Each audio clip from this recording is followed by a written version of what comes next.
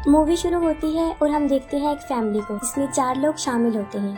आदमी कीटा, उसकी बीवी जुनसू, बेटी किजन और बेटा कीवो। वो लोग एक छोटे से बेसमेंट में रह रहे होते हैं। इन लोगों को सरवाइव करने के लिए बहुत मेहनत करनी पड़ती थी क्योंकि इनके फाइनेंशियली हालत बहुत खराब थे और अपना घर चलाने के लिए पिज्जा के बॉक्स बनाने का काम करते थे, मगर घर का खर्चा चलाने के लिए ये काम उनके लिए काफी नहीं था। फिर एक दिन कीवो का दोस्त जो उसके साथ यूनिवर्सिटी में पढ़ता था उनके घर पर आता है। वो कीवो को एक पत्थर देता है और कहता है कि मेरे दादा ने ही तुम्हारे लिए भेजा है। आमतौर पर उस पत्थर को बहुत खास समझा जाता था और उसके बारे में ये ख्याल था कि जिसके पास भी वो पत्थर होता है उसे खुशियाँ मिलती हैं और उसके हालात अच्छे हो जाते हैं। कि वो अपने दोस्त को अपनी फाइनेंशियली हालत के बारे में बताता है जो कि ठीक नहीं है। उसका दोस्त उसे कहता है कि मैं स्टडी के लिए आउट ऑफ कंट्री जा रहा हूँ। जिस लड़की को मैं ट्यूशन पढ़ाता था तुम उसे इंग्लिश पढ़ा दो। जिस पर कीवो कहता है कि मैं तो कॉलेज जाता नहीं और वो लोग मुझे काम नहीं देंगे। उसका दोस्त कहता है तुम्हारे लिए मैं सिफारिश कर दूंगा, बस अपनी बहन से एक फेक डिग्री बनवा लो। कीवो की बहन आर्टिस्टिक होती है और वो उसके लिए डिग्री बना देती है। फिर कीवो उस जगह पर चला जाता है जहाँ उसने ट्यूशन देनी होती है। वो घर काफी बड़ा और काफी खूबसूरत होता है और वो फैमिली काफी रिच होती है और फैमिली का नाम पार्क फैमिली होता है। इस फैमिली में भी 4 लोग होते हैं, हस्बैंड वाइफ और उनके 2 बच्चे, एक बेटा और एक बेटी। बेटी वो जिसका नाम दहाई होता है जिसे ट्यूशन पढ़ाना होता है। वहाँ पर एक मेड भी होती है जो काफी अच्छे से वहाँ पर काम कर रही होती है। कीवो एक डेमो क्लास देता है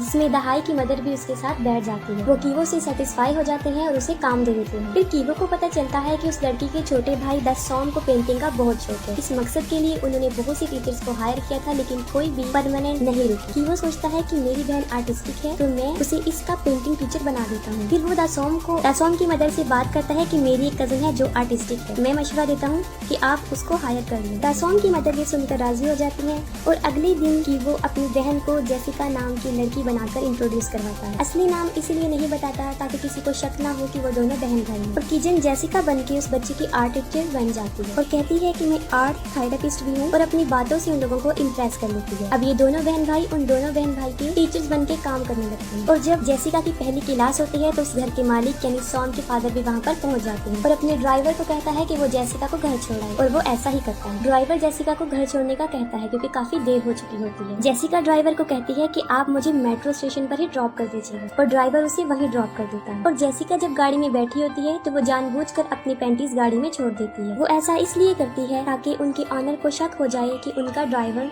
सही नहीं है। और जब उनके ऑनर को वो पैंटीज मिलती हैं उन्हें शक हो जाता है कि हमारे ड्राइवर और हमारे बेटे की आर्ट टीचर के दरमियान कुछ चल रहा है और ये वो अपनी बीवी से डिस्कस करता है। फिर उसकी बीवी जेसिका से उस रात की बात पूछती है जब ड्राइवर ने उसे ड्रॉप किया है, जिस पर वो कहती है कि मैं घर की बजाय मेट्रो स्टेशन पर उतर गई थी। जिस पर घर की ऑनर सेटिस्फाइड हो जाती है और वो जेसिका को जाने का कहती है और इसके बाद वो अपने ड्राइवर को नौकरी से निकाल देते हैं। जेसिका ने ये सब इसलिए किया होता है क्योंकि वो ड्राइवर की जगह पर अपने फादर को लाना चाहती है। फिर वो लोगों को सजेस्ट करती है कि मेरे फादर के भाई के ड्राइवर हैं जो काफी अच्छे ड्राइवर हैं, आप उन्हें रख लें। और फिर वो अपने फादर को फादर के भाई का ड्राइवर कहकर इंट्रोड्यूस करवाती है। उसके फादर को भी नौकरी मिल जाती है और वो तीनों बाप बेटी बेटा वहाँ पर नौकरी करना शुरू कर देते हैं। वो लोग बहुत अनजान बन के काम कर रहे होते हैं ताकि उनके ऑनर्स को शक न हो कि वो दोनों बहन भाई और वो उनके फादर हैं। फिर हम देखते हैं कि कीवो जब दहाई को ट्यूशन पढ़ा रहा होता है तो वो एक दूसरे को पसंद करने लगते हैं। अब कीवो और किजन अपनी मदर को भी इस घर में काम दिलवाना चाहते हैं और इस मकसद के लिए उन्हें उस मेड को वहाँ से निकलवाना था जो कि इतना आसान नहीं था। वो एक प्लान सोचते हैं। बीच के ऊपर जो पाउडर होता है उससे किसी भी इंसान को एलर्जी हो सकती है और वो ऐसा ही करते हैं। जब वो मेड डॉग से खेल रही होती है तो वो पाउडर उस पर गिरा देते हैं जिससे उसको शदीद एलर्जी हो जाती है और वो हॉस्पिटल चली जाती है। और जब वो हॉस्पिटल होती है तो कीवो के फादर भी वहाँ पर पहुँच जाते हैं। वो एक सेल्फी बनाते हैं जिसमें वो उसे भी कैप्चर कर लेते हैं। फिर वो घर की मालकिन को शॉपिंग पर लेकर जाता है और वहाँ उसे बताता है कि मैंने घर की मेड को हॉस्पिटल में देखा था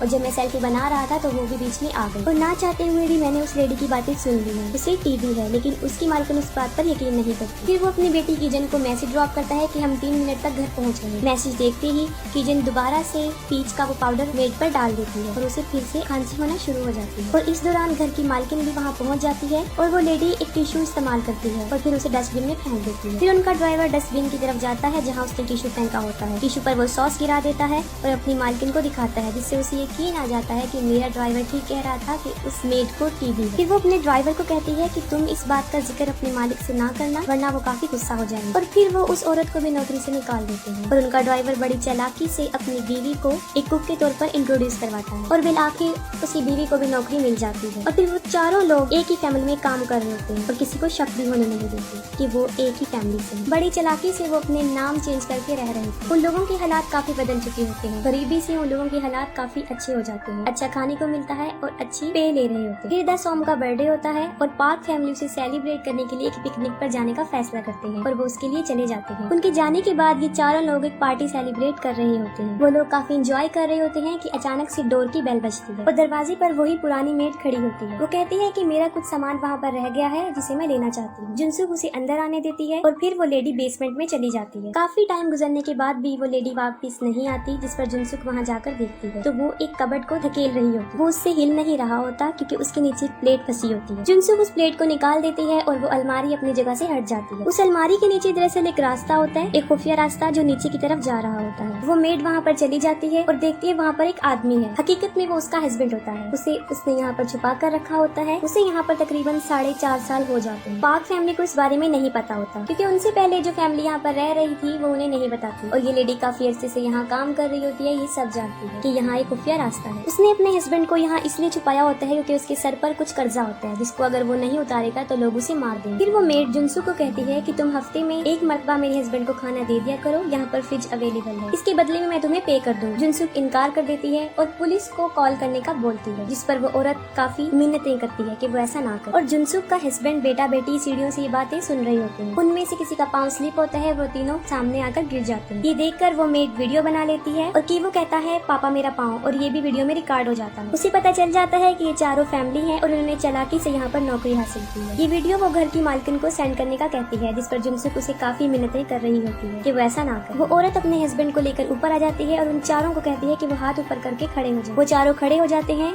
और वो उनका भी वीडियो बना लेती है और साथ में उस टेबल की भी जिस पर वो पार्टी कर रहे हैं। ये चारों उन दोनों हस्बैंड वाइफ पर हमला कर देते हैं और उनसे मोबाइल लेकर वीडियो को डिलीट कर देते हैं। उन लोगों की आपस में लड़ाई हो रही होती है कि अचानक से टेलीफोन की घंटी बजती है। जुनसुक फोन उठाती है और ये घर की मालकिन का फोन होता है। वो कहती है कि तेज बारिश की वजह से ट्रिप कैंसिल हो गई है और हम 8 मिनट तक वापस आ रहे हैं और वो उसे खाना बनाने का बोलती है और 8 मिनट तक उन्हें घर का सारा सामान भी सेट करना था। काल के दौरान वो तीनों उन दोनों हस्बैंड वाइफ का मुंह बंद करके खड़े होते हैं। फिर वो लोग उन हस्बैंड वाइफ को बांध कर दोबारा बेसमेंट में छोड़ आते हैं और उसके बाद सफाई करना शुरू कर देते हैं। और ठीक 8 मिनट के बाद वो फैमिली घर पर आ जाती है और वो लोग घर की सफाई भी कर चुके होते हैं और पार्क फैमिली को जरा भी शक नहीं होता कि उनके आने से पहले यहाँ पर क्या कुछ हो चुका है और वो लोग भी फिर छुप जाते हैं। वो लोग खाना खाते हैं और घर की मालकिन जुनसुक को बताती है कि एक बर्थडे की रात को मेरा बेटा केक खाने के लिए उठा था, तब उसने एक भूत को देखा था, लेकिन वो भूत नहीं होता, वो उस मेड का हस्बैंड होता है और ये लोग समझते हैं कि शायद वो कोई भूत।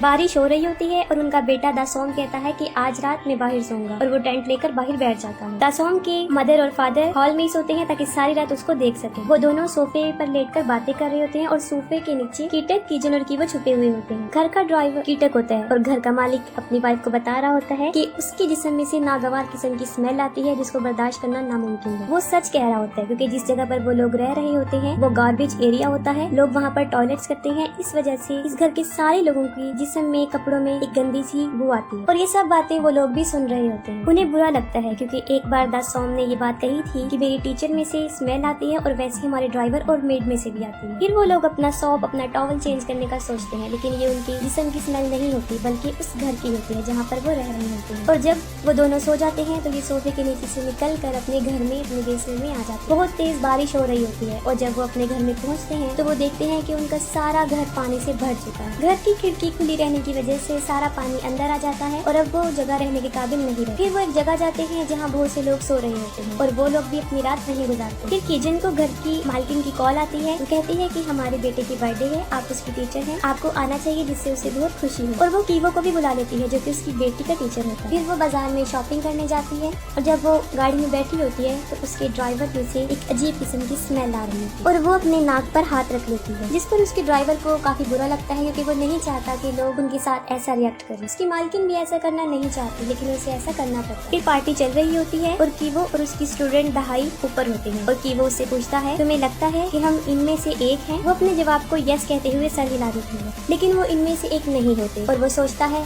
कि बेसमेंट में जो लोग हैं अगर वो ऊपर आ गए तो इनका राज फाश हो जाएगा और फिर उन्हें नौकरी से भी हाथ धोना पड़ेगा। फिर वो कुछ सोचते हुए वही पत्थर जो उसके दोस्त ने दिया था उसे निकालता है। वो उस पत्थर को लेता है और बेसमेंट में चला जाता है जहाँ वो मेड और उसका हस्बैंड होते हैं हैं। घर की मेड की एक रात पहले ही मौत हो चुकी होती है, क्योंकि जब वो लोग इन्हें नीचे लेकर जा रहे होते हैं तो वो भागकर ऊपर आने की कोशिश करती है, जिस पर जुनसुक उसे टांग मारती है। वो गिर जाती है और मर जाती है। उन चारों को भी इस बारे में पता नहीं होता कि वो नीचे पहुंच जाता है और उसके हाथ में वही पत्थर होता है। किसी तरह पत्थर उसके हाथ से गिर जाता है, लेकिन वो बड़ी चालाकी से चुपके से जाकर उस पत्थर को उठा लेता है। वो उन दोनों को मारने आया था ताकि उनका राज कभी भी उनके सामने ना खुले, क्योंकि वो अपनी फैमिली को बचाने के लिए कुछ भी कर सकता है। और वो आहिस्ता आहिस्ता करके आगे बढ़ता है। उस मेड का हस्बैंड जो अपने आप को खोल चुका होता है, कीवो के गले में रस्सी डालकर उसे घसीटता है और उस रस्सी को एक जगह पर अटका देता है और फिर वो वही पत्थर उठाता है। वो कीवो को पत्थर से मारने लगता है, लेकिन नहीं मारता। वो वहाँ से भाग जाता है, लेकिन बेसमेंट से गिर जाता है और वापस आकर वो उसे काफी जख्मी कर देता है। फिर वो पार्टी वाली जगह पर पहुँच जाता है। फिर उसकी नजर पड़ती है किजन पर, जो केक लेकर दासोन की तरफ जा रही होती है और वो फौरन उसे पहचान लेता है। वो उस चाकू से किजन के सीने पर वार करता है, जिससे वो काफी जख्मी हो जाती है। किजन के फादर उसके जख्म को दबाते हैं ताकि खून ज्यादा ना बहे, लेकिन उसका जख्म काफी गहरा होता है। जुनसुक ये देखती है कि उसने मेरी बेटी पर हमला किया है और वो उसकी तरफ बढ़ती है और उन दोनों के दरमियान शदीद लड़ाई हो जाती है और इस लड़ाई में जुनसुक उस आदमी को मार देता है। अब घर का ऑनर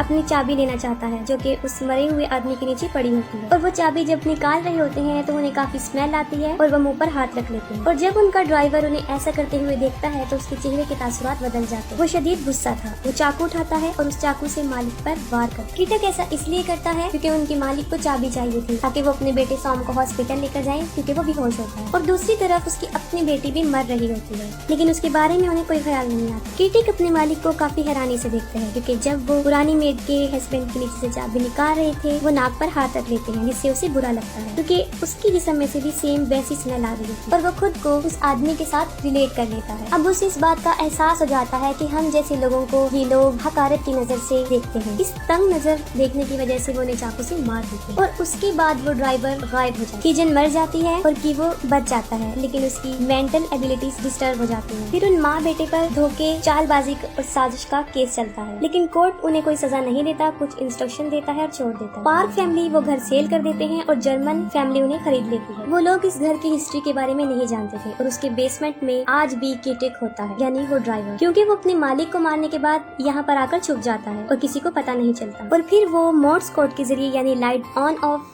करके वो अपने बेटे को ये मैसेज देना चाहता है कि वो आज भी जिंदा है और यहाँ पर छुपा हुआ है। मोर्स कोड बेसिकली एक सिग्नल समझा जाता है जो दो लोगों को आपस में कम्युनिकेट करता है, जो किसी को मैसेज भेजने की फैसिलिटी रखता है। उस बल्ब के थ्रू वो सिग्नल ऐसे भेजता है, वो उसे डिफरेंट टाइम में ऑन ऑफ करता है और अपने बेटे को सिग्नल सेंड करता है। उसका बेटा कीवो, जो कि दूरबीन से सिग्नल को देखता है, उसके पास एक कोड आता है जिसको वो डिकोड करके मालूम कर लेता है कि उसके फादर आज भी जिंदा है और उसी बेसमेंट में है। और उसे इस बात का पछतावा होता है कि उन्होंने पाक फैमिली के ऑनर को मार दिया और वो उनकी तस्वीर के सामने जाकर अपोलोजाइज करता है। फिर कीवो कहता है कि एक दिन मैं बहुत पैसे कमाऊंगा और हम वही घर खरीद लेंगे और बेसमेंट में तुम ऊपर आना और हम वहीं पर तुम्हारा इंतजार करेंगे। ऐसा हो जाता है कि वो घर खरीद लेता है और कीटक उस बेसमेंट से बिला खौफ बाहर आ जाता है, अपनी फैमिली से मिलता है, लेकिन ये सब कुछ उसकी एक सोच होती है, हकीकत में ऐसा कुछ भी नहीं है। और यहीं पर मूवी एंड हो जाती है।